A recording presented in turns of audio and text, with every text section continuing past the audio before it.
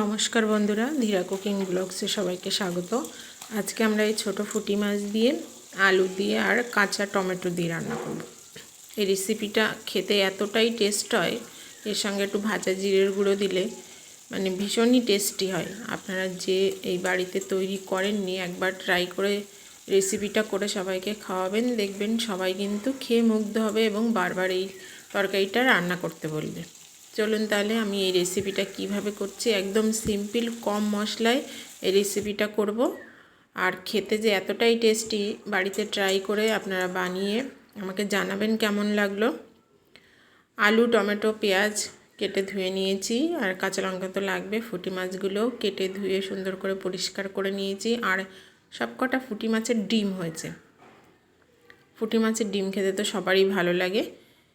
এবার কড়াইতে দিয়ে দেবো সরিষার তেল। তেলটা খুব ভালো করে গরম করে নেব। গরম করে নিয়ে তারপর মাছগুলো নুন হলুদ মাখিয়ে ভাজা করে নেব। খুব বেশি কড়া করে কিন্তু মাছগুলো ভাজা করা যাবে না, জাস্ট মিডিয়াম যেরকম আমরা ভাজা করে থাকি আর কি। খুব বেশি কড়া করে কিন্তু ভাজা করা যাবে না।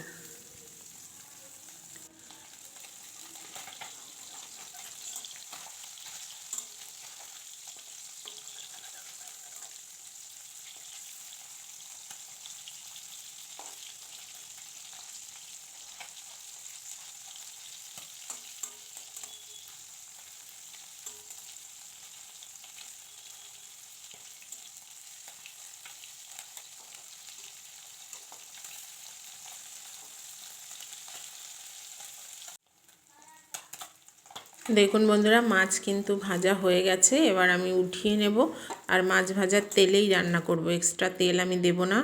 মাছ ভাজার তেলে আলু দিয়ে দিলাম। আলুগুলো দিয়ে হালকা ভাজা করে নেব। এর সঙ্গে দিয়ে দেবো পেঁয়াজ। পেঁয়াজ আমি এখানে 3টে ছোট ছোট পেঁয়াজ দিয়েছি, 4 খণ্ড করে কেটে নিয়েছি। দিয়ে দিলাম কাঁচা লঙ্কা, সব একসঙ্গে ভাজা করে নেব।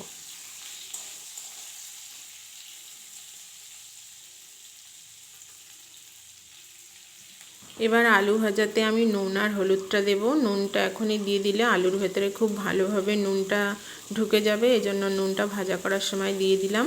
আর হলুদটাও দিয়ে দেবো, তবে হলুদের পরিমাণ এখন একটু কম দেব, পরে আবার দেব। জাস্ট সামান্য একটু হলুদ দিলাম যাতে আলুর কালারটা দেখতে সুন্দর লাগে।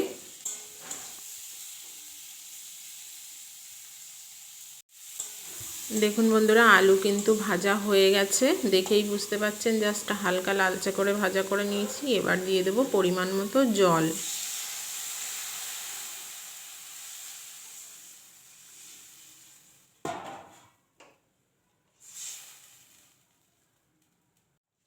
তরকারিটাকে ভালোভাবে ফুটতে দেব।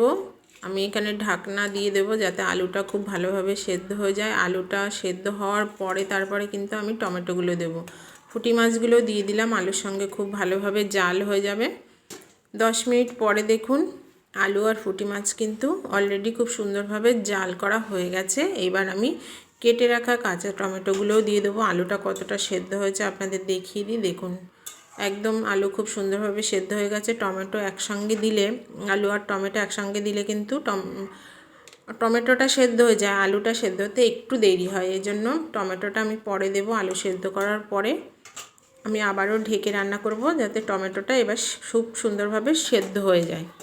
দেখুন বন্ধুরা, 10 মিনিট পরে আপনাদের দেখিয়ে দিচ্ছি টমেটো আলু সবই সুন্দরভাবে সেদ্ধ হয়ে গেছে। তরকারি কিন্তু প্রায় রেডি। আর একটু ঝোল টেনে আসলেই আমি তরকারিটা নামিয়ে দেব।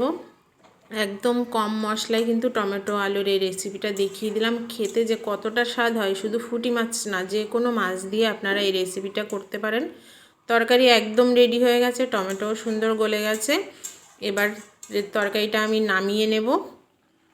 নামানোর পরে আমি এখানে ভাজা জিরের গুঁড়ো অ্যাড করব। শুকনো কলায় গোটা জিরেটা ভেজে গুঁড়ো করে নিয়েছি, সেটা আর আপনাদের দেখালাম না। এবার দিয়ে দেবো ভাজা জিরের গুঁড়ো। এই ভাজা জিরের গুঁড়োর ফ্লেভার, টমেটোর ফ্লেভার জাস্ট মানে অসাধারণ।